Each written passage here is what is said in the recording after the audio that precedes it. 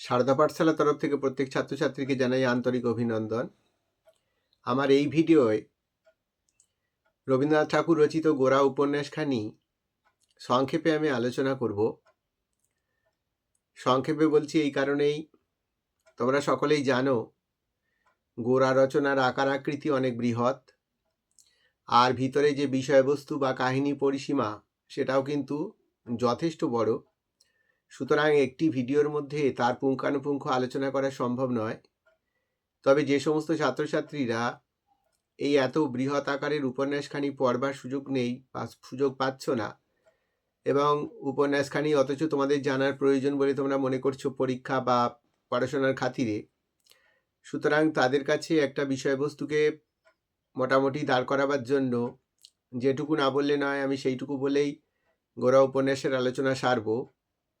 এর মধ্যে অনেক কিছু হয়তো বলা থাকবে না, সেটুকু তোমরা জানবে, সময়ের অভাবে সম্ভব নয় বলেই আমি এগিয়ে যাব না। যাই হোক, এখন আসি আমাদের যে উপন্যাসের মূল বিষয়বস্তু। তার মধ্যে গোরা উপন্যাসখানির কাহিনী ৭৬খানি অধ্যায় এবং একখানি পরিশিষ্ট অংশ নিয়ে সমৃদ্ধি লাভ করেছে। এই উপন্যাসখানি কবি রচনা করেছিলেন ১৯০৭ খ্রিস্টাব্দের মার্চ এপ্রিল মাস থেকে ১৯১০ খ্রিস্টাব্দের মার্চের মধ্যে। আমরা উপন্যাসের কাহিনীর মধ্যে দেখতে পেয়েছি যে গোরার জন্ম হয়েছে সিপাহী বিদ্রোহের সময়, অর্থাৎ ১৮৫৭ খ্রিস্টাব্দে। আর যখন কাহিনীটি রচিত হচ্ছে বা কাহিনীটি যে প্রেক্ষাপটে রচিত হচ্ছে, তখন গোরা কলেজ পাশ করা শেষ করে ফেলেছে।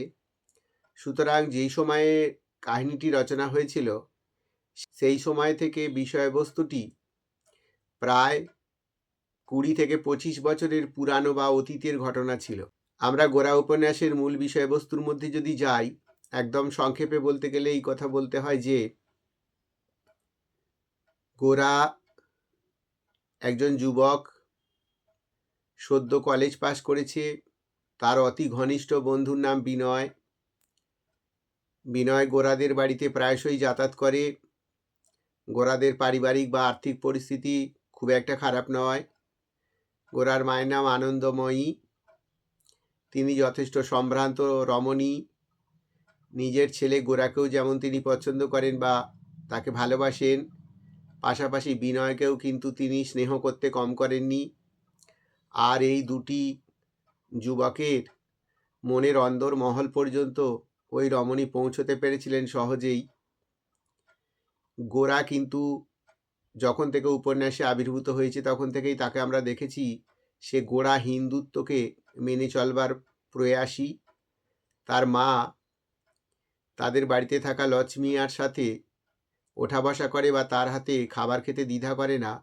গোরা কিন্তু সেজন্য ব্রাহ্মণের হাতের খাবার ছাড়া খায় না, এবং সে তার নিজের সংবরণী আচরণের মধ্যে দিয়েই কাটিয়েছে দিনগুলি।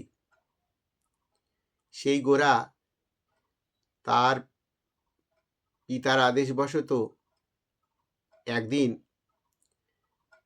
পাশাপাশি প্রতিবেশী পরেশবাবুর বাড়িতে গিয়ে উপস্থিত হয়েছিলেন। পরেশবাবুর বাড়িতে অবশ্য বিনয় ইতিমধ্যেই যোগসূত্র স্থাপন করেছিল। পরেশবাবুরা পরম ব্রাহ্ম।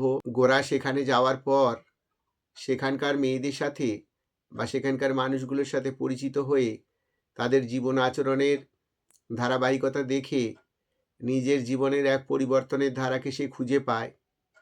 ফলে দেশ কাল চেতনাকে জানবার জন্য গোরা একসময় ৩-৪ জন সঙ্গীকে নিয়ে ভ্রমণের কিছু অংশে বেরিয়ে পড়ে।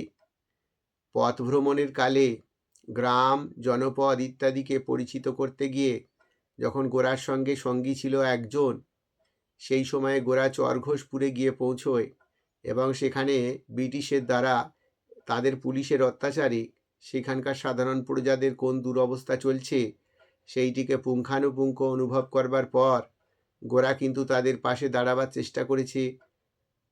স্কুলের ছাত্রদের উপর অযথা পুলিশের অত্যাচারকে প্রতিরোধ করতে গিয়ে গোরা কিন্তু জেলে বন্দী হয়েছে। সেই সময় ব্রিটিশের যে মানুষজনদের প্রভাব এখানে চলছে, সেই মানুষজনদের সাথে কিন্তু পরেশবাবুর পরিবার যথেষ্ট মেলামেশা করে।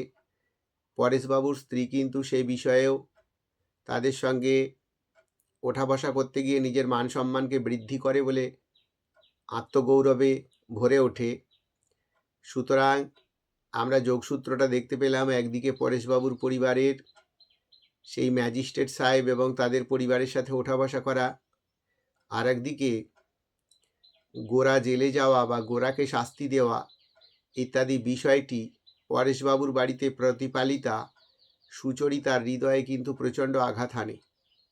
একসময় সুচরিতার প্রতি বিনয় আসক্ত থাকলেও ক্রমশ বিনয়কে নিজের আয়ত্তীভূত করেছে পরেশবাবুর কন্যা ললিতা। ললিতা বিনয়কে তার মধ্যে যে মজ্জাগত শক্তি সেইটার সঙ্গে পরিচয় করিয়েছে, ফলে বিনয় নিজেকে স্বাতন্ত্র রূপে ভাবতে শুরু করেছে। তার আগে পর্যন্ত কিন্তু গোরার অস্তিত্ব ব্যতীত, গোরার পরিচিতিতে তার পরিচয় ব্যতীত সে নিজেকে বিশেষ করে স্থান দান করতে পারেনি। আর গোরা ও সুচরিতার আচরণের মধ্যে, এবং যেহেতু গোরা দেশপ্রেমে নিজেকে নিযুক্ত করতে পারে, সেই দেখে সুচরিতা তার প্রতি যে ভক্তি প্রকাশ করেছে তাতে গোরা উচ্ছ্বসিত, এবং নিজের জীবনকে সে অনায়াসে জেলবন্দি করাতেও দ্বিধা করেনি। আর সেই জেলের মধ্যে বন্দি থাকাকালীন তাঁর মা অর্থাৎ আনন্দময়ী দেবী এবং সুচরিতার কথা মনে রেখেই সে কিন্তু জেলের এই অত কষ্ট যন্ত্রণা সব কিছুকে অতিক্রম করে বেরিয়ে আসতে সক্ষম হয়। এই ছিল গোরা উপন্যাসের মূলত বিষয়বস্তু।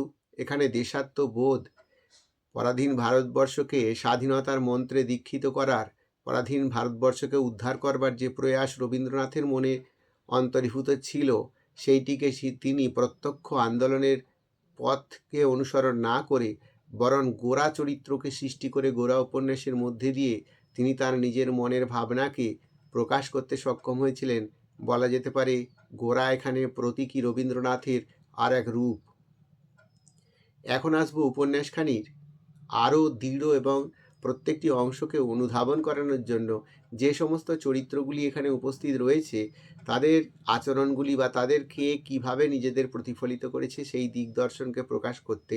সুতরাং সেইগুলোকে প্রকাশ করলে আমার মনে হয় প্রত্যেকের কাছে উপন্যাসটির পুরো ধারা বিবরণী বা কিভাবে কি কার সঙ্গে কে কী সম্পর্কে সম্পর্কিত ইত্যাদিকে অনুধাবন করতে পারবে, এবং পরবর্তী সময়ে তোমরা একটা প্রশ্নের উত্তর যথাযথভাবে লিখতে পারবে, বা সেই প্রশ্নের উত্তর কোথাও থেকে সংগ্রহ করলে সেই উত্তরের অর্থ কী সেটাকে তোমরা বুঝতে পারবে। উপন্যাসের কাহিনীকে পরিব্যক্ত করার জন্য আমি কিন্তু চরিত্রকেন্দ্রিক বেশ কিছু বিষয়বস্তুকে তোমাদের সামনে উপস্থাপন করছি, তোমরা নিরীক্ষণ করতে পারো। প্রথমেই বলবো গোরা। তোমাদের আগেই বলেছি যে গোরা মা আনন্দময়ী এবং তার পিতার নাম কৃষ্ণ দয়াল। আর গোরার যেখানে বসবাস করে অর্থাৎ গোরার পিতার পূর্বের একটি বিবাহ ছিল, সেই বিবাহিত জীবনের সন্তানের নাম ছিল মহিম। প্রকৃতপক্ষে গোরাকে অনুসন্ধান করতে গেলে আমরা উপন্যাসের একটা দীর্ঘ পরিসর পর্যন্ত জানতে পারিনি যে আনন্দময়ীর নিজের সন্তান গোরা নয়, গোরা অন্য কারোর সন্তান। একসময় যখন আমাদের দেশে সিপাহী বিদ্রোহের প্রচণ্ড রমরমা চলছে, তখন আনন্দময়ী দেবী এক রমণীর কাছ থেকে গোরাকে পুরস্কার হিসেবে পেয়েছিলেন। সেই রমণী গোরার জন্ম দেবার পরেই মারা যায়, ফলে গোরা শিশুকাল থেকে আনন্দময়ী দেবীকেই মা বলে চেনে। গোরা চরিত্রের অজস্র কথা, গোরা চরিত্রের অজস্র উপলব্ধি এই উপন্যাসের মধ্যে ব্যক্ত। সুতরাং তাকে বাদ দিয়ে অন্য কিছু বলার চেয়ে শুধুমাত্র যদি তাকেই সম্পূর্ণরূপে ব্যাখ্যা করা হয়, বোধহয় তার আনুষঙ্গিক অন্যান্য চরিত্রগুলিও এসে পড়ে। কিন্তু প্রত্যেকের চরিত্রেরই কম বেশি বিষয়বস্তুকে জানা আবশ্যক। সেই জন্য খরঘোষপুরে গোরা ঘুরে বেড়ানোর কালে যে নাপিত পরিবারে পানি গ্রহণ করবে বলে বন্ধুস্থানীয় ব্যক্তিকে নিয়ে প্রবেশ করে, সেখানে কিন্তু একটি মুসলমানের ছেলে লালিত পালিত হচ্ছে বলে জলপান করায় তারা দ্বিধা বোধ করে। পরবর্তী সময়ে গোরা সেই গ্রামের মানুষের দুরবস্থার কথা শুনে এই মুসলমান বা ধর্মবিরুদ্ধতা ইত্যাদির কথা ভুলে গিয়ে সেইখানেই বা সেই পরিবারেই কয়েকদিন থেকে সেই পরিবারটিকে বা পাড়ার মানুষদেরকে, এলাকার প্রজাদেরকে কিভাবে রক্ষা করা যায় তার প্রচেষ্টা চালাতে নিজেকে আগিয়ে দিয়েছিল বটে, কিন্তু কেউই তাকে সেইখানে রাখতে বা তাকে প্রতিপালন করতে সাহস পায়নি, কারণ ব্রিটিশ পুলিশ তাদের উপরে আরও বেশি অত্যাচার করবে এবং তাকে সেখানে নিয়ে আসার জন্য তারা আরও বেশি শাস্তি ভোগ করবে। এই থেকে তারা গোরাকে সেখানে থাকতে বাধা দেয়। গোরার ভারত চিন্তা রবীন্দ্রনাথের চিন্তারই প্রতিফলন। রবীন্দ্রনাথ গোরার মধ্যে সর্বধর্ম সর্ববর্ণের সংমিলন ঘটিয়েছেন। এরপরে আসবো আমরা সুচরিতা চরিত্রের ব্যাখ্যান প্রসঙ্গে। সুচরিতার পিতার নাম রামশরণ হালদার। তিনি ঢাকার পোস্ট অফিসে চাকরি করতেন। সেই সময়ই তাঁর সঙ্গে পরিচয় হয়েছিল কৃষ্ণদয়াল বাবুর। সুচরিতার মা যখন সুচরিতার 7 বছর বয়স, তখন তার ভাই সতীশকে জন্ম দেয় এবং জন্ম দেওয়ার কয়েকদিনের মধ্যেই তিনি মারা যান। এই সময়ে তাদের অসহায়তা দূর করার জন্য তারা তাদেরই নিকটস্থ অতি পরিচিত পিতৃবন্ধু পরেশবাবুর বাড়ি চলে আসেন। পরেশবাবুর স্ত্রী সেইভাবে এদেরকে গ্রহণ করতে না পারলেও ঘটনাচক্রে সুচরিতা এবং তার ভাই সতীশ সেখানেই লালিত পালিত হতে থাকে। পরেশবাবুর স্ত্রী গোঁড়া ব্রাহ্ম সম্প্রদায়ের রমণী বলে সে সুচরিতা নামটি নিজেই রেখেছিল। আসলে সুচরিতার আসল নাম ছিল রাধারানী। ব্রাহ্ম সমাজের কর্মী নৈশ স্কুলের শিক্ষক পানুবাবু তথা হারানচন্দ্র নাগের সঙ্গে সুচরিতার বিয়ের কথা হয়। এই পানুবাবু লোকটি সুচরিতাকে পাবার জন্য বা তাকে গ্রহণ করবার জন্যই উন্মুক্ত ছিল, কিন্তু ব্যক্তিত্বের দিক থেকে সে কখনোই গোরা কিংবা বিনয়ের মতো উদ্যোগী নন বা মানুষের জীবন প্রসঙ্গে, মানুষের জীবন উন্নয়নের ধারা প্রসঙ্গে তাঁর নিজের বৃত্তান্ত বা বিশেষ কিছু কর্মসাধনের কোনো ইতিহাস খুঁজে পাওয়া যায় না। এরপরে ব্যাখ্যা করব আনন্দময়ী দেবীর চরিত্র। আমরা আগেই বলেছি আনন্দময়ী দেবী একাধারে গোরার মা, কৃষ্ণদয়াল বাবুর পত্নী। নাস্তিক স্বামীর সাথে জীবন কাটানোর প্রসঙ্গে বড় বেশি ব্যথা যন্ত্রণা উপভোগ করার সত্ত্বেও এই আনন্দময়ী দেবী একদিন দেবতার পূজার জন্য যে ফুলের সাজিতে ফুল তুলে এনেছিলেন, অকস্মাৎ সেই ফুলের সাজির মধ্যে একটি শিশুপুত্র, সাদা ধবধবে শিশুপুত্রকে দেখতে পান। এই স্বপ্ন দেখার 10 দিনের মধ্যেই তিনি গোরাকে লাভ করেন। এক গভীর রাত্রে এক খ্রিস্টান রমণী প্রাণের ভয়ে তাঁদের গৃহে এসে আশ্রয় নেয়। স্বামীর চোখ এড়িয়ে আনন্দময়ী দেবী তাকে নিজের পরিবারে আশ্রয় দেন। তাঁরা তখন থাকতেন এটোয়াতে। সেই রাত্রেই সেই রমণী গোরার জন্ম দেয় এবং মারা যায়। কোনো দিনের জন্য আনন্দময়ী গোরাকে জানতে দেননি যে তিনি গোরার নিজের মা নন। এরপরে পরেশবাবুর পুরানো বাড়িতে তাঁরা ফিরে এলে গোরার সাথে পরেশবাবুর পূর্বের সন্তান মহিমের কোনো মানসিক মিল সম্ভব হয়নি। তারা প্রায়শই একজন আরেকজনের সাথে হাতাহাতি করতে উদ্যত হতো। তাই আনন্দময়ী দেবী গোরাকে সম্পূর্ণ পৃথক সচেতনতার মধ্যে লালিত পালিত করতে থাকেন এবং তাঁদের দাম্পত্য জীবনেও গোরা যে একটা বড় প্রাচীর তুলেছিল সে কথা বলা যেতে পারে। মহিমের যখন বিয়ে হয় তখন আনন্দময়ী দেবী নিজেকে সরিয়ে রাখেন, কারণ কুটুমাত্মীয়রা তাঁকে খ্রিস্টান রমণী বলে উপহাস করত বা ছোট করার চেষ্টা করত। তিনি নিজেকে সেই জায়গাতেই রাখতে চেয়েছিলেন, কারণ তাঁর কাছে চিরকালের বিশ্বাস ছিল কোনো ধর্ম বর্ণ নিয়ে পৃথিবীতে মানুষ আসে না, মানুষ মনুষ্যত্ব নিয়ে আসে। সুতরাং সেটাই তার কাছে বড় বিষয়।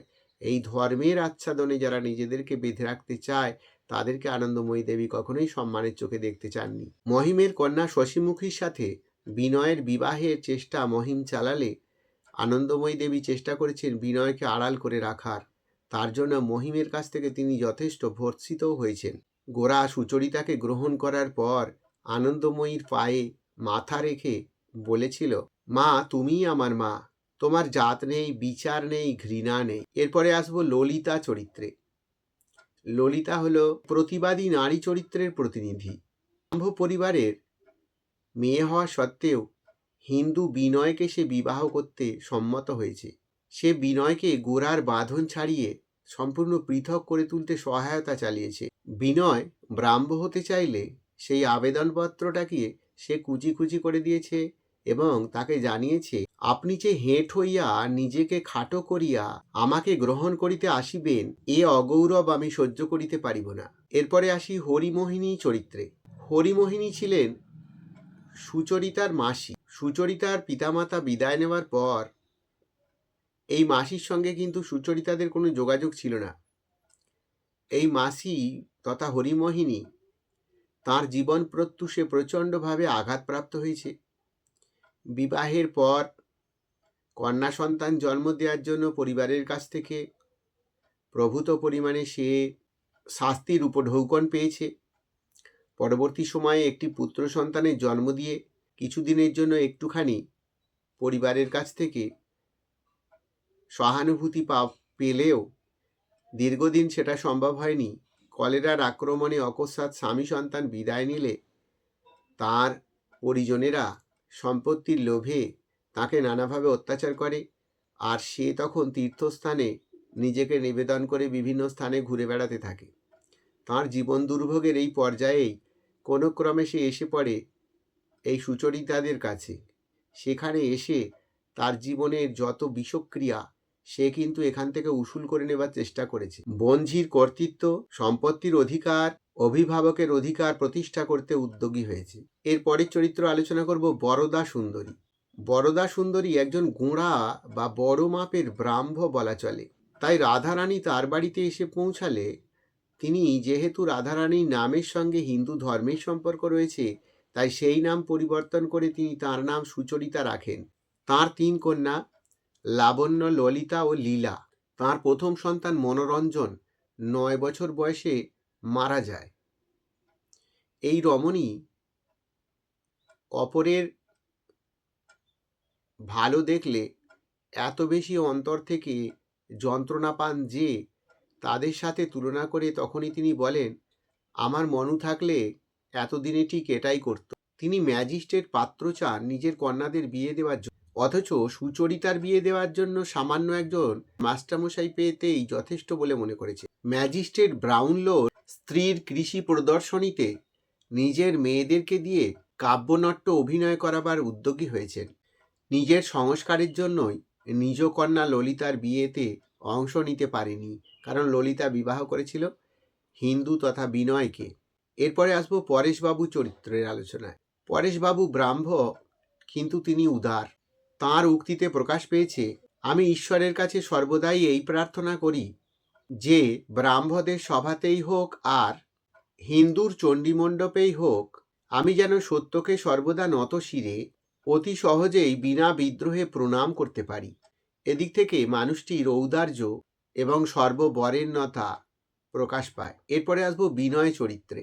গোরার আবাল্য বন্ধু বিনয়ভূষণ চট্টোপাধ্যায়। পিতৃমাতৃহীন বিনয়ের দেশের বাড়িতে থাকেন তার খুড়া। আনন্দময়ীকে সে মা বলে ডাকত। সে যথেষ্ট বুদ্ধিমান এবং কলেজে পড়ার সময় অত্যন্ত ভালো ফলাফল লাভ করতেও সক্ষম হয়েছে। অকস্মাৎ পরেশবাবুদের পরিবারের সাথে তার আলাপ পরিচয় হয় এবং সেই পরিবারে সে যাতায়াত শুরু করে। সেইখানকার মেয়েদের এবং পুরুষদের মানসিকতা, চালচলন ইত্যাদি বিনয়কে একটি আলাদা জগতে টেনে নিয়ে গেছে সহজে। ললিতা নামে পরেশবাবুর মধ্যম কন্যা বিনয়ের স্বাতন্ত্রতা তাকে চোখে আঙুল দিয়ে দেখিয়ে দিয়েছে। বিনয় যে নিজস্বতা দিয়ে নিজেকে উপলব্ধির স্তরে নিয়ে যেতে পারে সে কথা বুঝেছে এই ললিতারই মাধ্যমে। এরপরে আসবো মহিম চরিত্রের আলোচনায়। কৃষ্ণদয়াল বাবুর 2 বার বিবাহ। তার প্রথম পক্ষে সন্তান ছিলেন মহিম। এই মহিম তার ব্যক্তিগত জীবনে প্রভূত পরিমাণে আত্মস্বার্থের প্রকাশক বলা চলে। সে এক সময় তার 10 বছরের কন্যা শশীমুখীর পাত্র অনুসন্ধানকালে গোরারই ঘনিষ্ঠ বন্ধু বিনয়কে বিবাহ করবার জন্য তার মতামত জানায়। নিজ কন্যার বিবাহ যখন বিনয়ের সঙ্গে সম্ভব হয়নি, কারণ সেক্ষেত্রে তাঁর মা আনন্দময়ী তিনি বাধা প্রদান করেছিলেন, তাই তিনি আনন্দময়ীকেও ক্ষমা করতে পারেননি। আর নিজ কন্যার বিবাহের প্রয়োজনে যে অর্থের বরাদ্দ আবশ্যিকতা দেখা দেয়, তা তিনি পিতার পেনশনের টাকাগুলিকে ব্যবহার করবার জন্য যথেষ্ট উদ্যোগী হন।